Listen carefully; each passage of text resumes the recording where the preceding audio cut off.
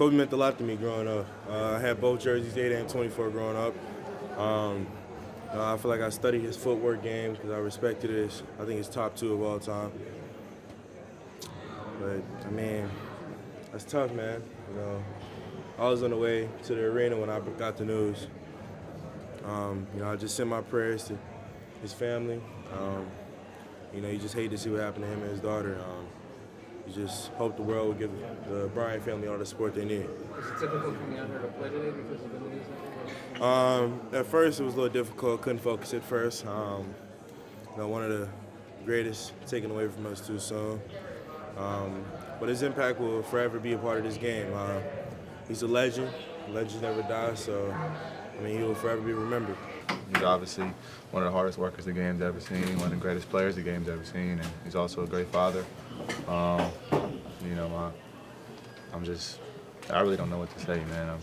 It was hard for me to play today. I'm just glad we got the win. Do you have a favorite moment or maybe an interaction you had with Kobe that kind of stands out with you? I didn't meet him until my rookie year, but just growing up, he's on the TV all the time. Everybody wants to be Kobe, shooting shots in the trash can, when you're a little kid in school yelling Kobe. So, his influence on everybody is, tremendous. Just knowing him personally, I know he'd have wanted me to come out here and try to ball and, still just be great. So, that's what I tried to do tonight. Can you describe the mood amongst your teammates? Everybody's sad, you know what I mean? Words can explain his impact he had on this floor. The emotional impact he had on everybody, you know what I mean? We're a team from LA, so we know LA's history with him. And, it's just sad. It seemed like both teams tonight, both the Clippers and the Magic, came out a little out of sorts, probably because of the news today. What was the key in getting you guys to recover and to win this game and end the road trip on a positive? Before the game, we ran out the clock 24 seconds, for Kobe, and then they got a half-court violation, 8 seconds to do a tribute towards him. So, just things like that would just, keep the game out of whack. And, like I said, you end up getting your adrenaline running, and you just got to play basketball. It's our job. But, it's sad. He's going to be missed. We got it, I think, as I was walking into the arena. So, again, just for me being from LA and growing up watching him and being a Laker fan growing up and just what he did for the culture of basketball for so many years, and not only that, but for the world, it's a sad day. I guess in my heart, Kobe would want us to beat the Celtics, so that was a good win. But man, just so much prayer to him and his family. Just a defined piece in this situation, I couldn't imagine. My first game back home, my rookie year, I got 6 stitches. Bit on the pump fake, and he opened me. That was like my first Kobe experience. You know what I'm saying? So to be able to experience that, how tough he was. There's also another one here where I think he tore his rotator cuff and shot that fadeaway left-handed. I think I told Frank on the bench that I was sitting looking directly at it, and he just turned around with his left hand. It was amazing, man. So he'll be missed. I was shocked, especially when one of our legends passes away like that. It's always makes everybody wake up in the world and be more appreciative of things that we have around. He was a role model for me growing up. I think he was for a lot of people. Shooting the paper in the trash can, we always say Kobe. The fadeaways on the basketball floor, you yell Kobe. So he was a big inspiration for a lot of people growing up. Where were you when you found out? Were you on the way here? Were you already here? Yeah, I was walking out my house, and my brother told me. You hear stories all around. We didn't want to believe it was true. But, when we got here, we pretty much knew. Say a few things. Obviously today is a really tough day for a lot of people, and basketball is not really that important. On behalf of the league and the Suns and our players, our thoughts and prayers are with Kobe's family, and that's the deal right now. Everything else really doesn't matter, and I'm not going to, take any questions. Basketball is not that important right now. I hope you guys respect that and are okay with that. But we just want to be careful with our words. I certainly want to be careful with the things I say. I just, as a statement, just deeply saddened by what's happened. And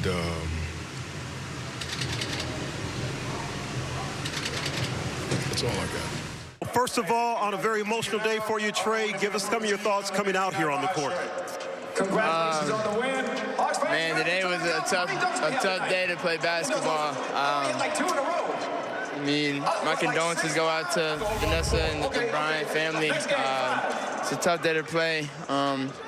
I just want to go out and play for him. For this game ourselves, back on January 10th, we had a tough day up in Washington, D.C., a game you guys thought you should have won. So how much was that on your mind as we go and have a 47-point second quarter? That's the biggest quarter the Hawks have had in 23 years, man. Yeah, no, that's cool. That's all those numbers and stuff is cool. What we did up there wasn't. I mean, we felt like we should have got a win, but man, we didn't play.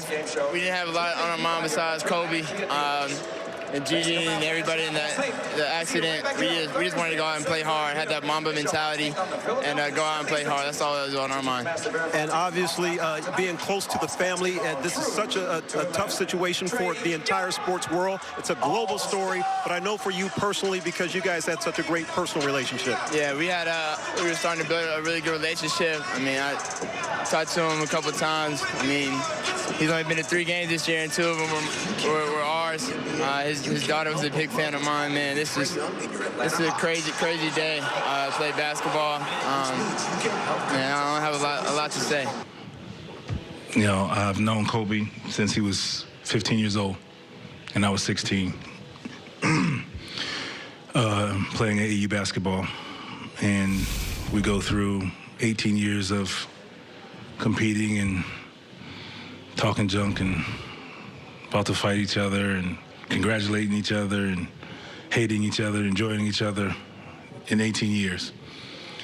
And it's tough to pick one. And you know, I don't want to disappoint you when I come up with one, but I mean, one of the ones is, I think, playing against him for the last time, I want to say in Memphis, our last battle. Just remember talking with him during and after, because we didn't have a lot of conversation during the game often, and if it wasn't friendly, even though we played against each other, and that's what I enjoyed, and that's just what it was. But I think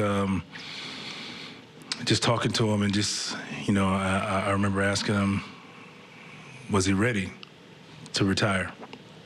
He's like, he's ready, you know, and I was like, how are you going to handle it? You know, after 20 years of doing something, you know, how do you handle it? He's like, I'll be okay. He's ready, and he said he's gonna figure out. Move forward to when we had a conversation in New Jersey after the game. Kind of revert back to that conversation, and I was like, how is it? He's like, he was the happiest he's been, and you know, getting the opportunity to see his girls grow up, helping his daughter figure out the game and understanding how he understood it. And you can see that in her game at a young age. And the next thing we talked about was, he asked me if I was ready. And it was if I was ready to handle it. And, you know, I was just, you know, I'm back and forth with it all the time. And he's like, you'll enjoy it. It's peaceful. And he said that's when he said he was at his happiest. And he said, we'll connect soon and we'll talk about it. You know what I'm saying? All the people from, you know, where I'm from. And, you know, for him to tell me that, you know, in his book, I'm an all-star and stuff like that. You know what I mean? Like that, I talked about the popularity contest before, and, like, you know, you don't win things like that, you know, when you're me. So for him to say that, like, I didn't need to be selected, you know what I mean, anymore. Like, because I was an all-star. You feel me? Like, it's not just like my family. You know, it was the guy. Yeah, I mean, I didn't know that it was real. To be honest, I definitely had to look it up for myself. I was heartbroken for his family. I mean, being a father, my stomach was hurting. It still is hurting. So I just, there's nothing that you can say to make it better, but certainly, praying for him and his family, and I mean, it's just so tragic. So it's not. It was tough today. It was definitely tough. I've had a relationship with him, and he's been nice enough to, take his time. And took his time out and showed me things, would text me, the message that he sent me, and so I mean, it was tough. I mean, it's tough. It's tough. Kobe's a guy who's impacted, so many lives and so many basketball players, around the world. And, to hear the news, about him and his daughter today it's tough, for everyone. It's just sad, yeah. I think it's extremely hard. You just realize that what we do is just not very important, really, when you think of the grand scheme of thing in life. And, we had a guy that lost his life along with his daughter that meant the world to everybody, really. Everybody here, he's affected in some way. And, it's just really tough. You would normally be very excited about a win like this. You beat a really good basketball team and a team that beat you by 35 a week and a half ago, and it's just not there, really, guys. To be honest with you, it's just not there. I don't know how you're supposed to handle it. I mean, obviously we're happy we won the game, but the first thing that I thought about when I walked through the doors was him and his wife. Him and his daughter, and then you think about Vanessa and what she must be going through, and it's just a real hard day for everybody, I think. And I've seen guys, and I've seen social media things, and it's affected everybody, not just in this country, but around the world. Man, today was tough, especially me personally. But I mean, we just had to find some way to get some type of energy. I mean, it just took the air out of everybody in the locker room. Everybody energy just got down. We were just trying to keep each other up, to keep talking to each other, to prepare to come out here and try to get a win. We came out with some energy. We got some early dunks in the beginning, some big-time threes. Got some late in the game when we needed it the most, and came out with a win. It's tough. Kobe was an icon. He was someone that, growing up as a kid, you always mirrored, and you always wanted to be like. I got to compete against him a couple times, and actually get to talk to him. And, just be around. And the aura he gave off was just greatness.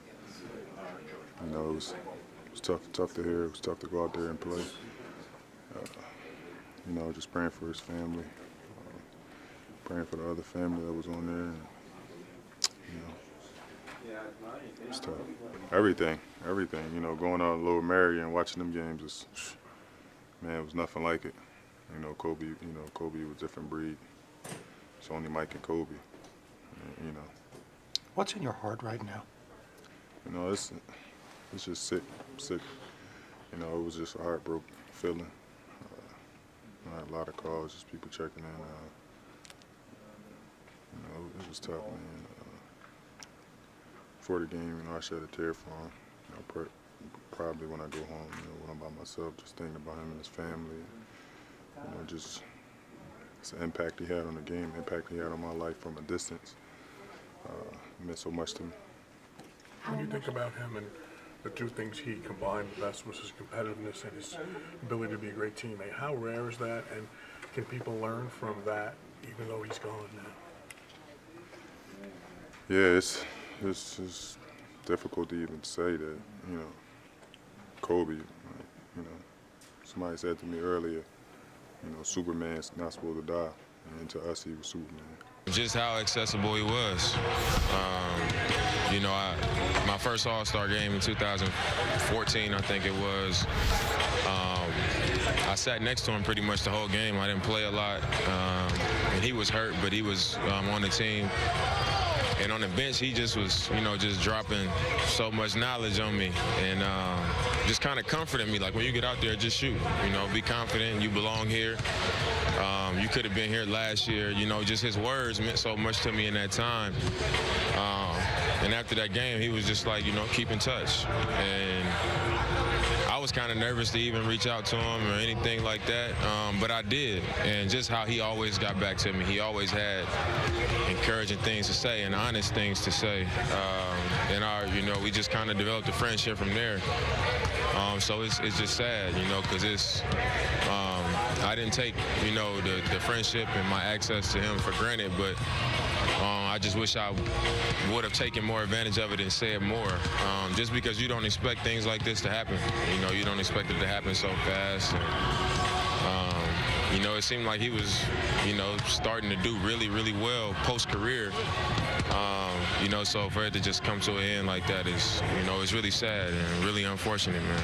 You know, I don't even know how we supposed to play this game tonight. You know, it's just one of those things that make you sick to your stomach. You know, it's disturbing, and it's bigger than just, you know, our heroes and people we looked up to dying. You know, it's deeper than that. You know, so it's painful, and it still seems like it's not real. So I don't even think everybody's, you know, true emotions have kicked in yet. You know, because it doesn't seem real. Everything, the conversations we had during games, I got to sit down and talk with him at the ESPYs a few years ago. So I was there as well, and just his hunger for basketball, his knowledge for the game was unbelievable. So I would always pick his brain about work ethic and stuff. And one of the things, you know, that I'm most proud of is he gave a quote for Slam magazine when I was on the cover, and I didn't know he was going to do it. So I thought that was cool. But it's just a really sad time for the basketball community and the world outside of that, to have to, you know, mourn his loss. You know, a tragic loss that just kind of catches people off guard. I think is devastating, and something that I don't think we'll ever come back from. Was it in a way nice to just play basketball, just have some normalcy? Man, it sucks, man, because there's no time to mourn. And I mean, me personally, I'll be all right, but like his people that played with him, like his real close friends, you know, like Trevor played with him, Melo, like they're really good friends. Kyrie, that was like his main mentor. It's tough because we got games every other day. They'll never really truly be able to mourn and just kind of like step away. So it's sad to understand and know that, but we just gotta try to support each other the best we can.